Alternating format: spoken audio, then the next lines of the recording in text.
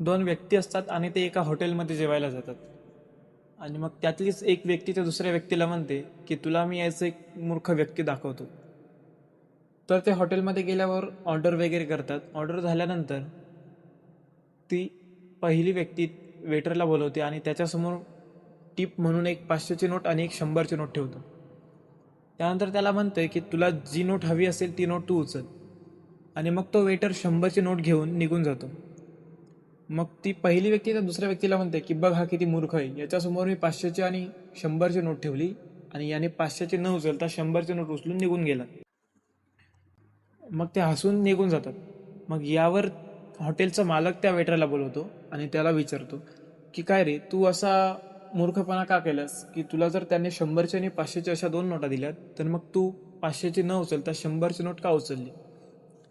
यावर तो वेटर म्हणतो की सर, हे आपले रोजचे कस्टमर आहेत आणि ते मला दरवेळी एक 100ची आणि एक 500ची नोट देत असतात आणि मी दरवेळी 100ची नोटच उचलतो आणि त्या 100च्या नोट उचलून माझ्याकडे आज जवळपास 5 ते 6 हजार रुपये जमा झाले.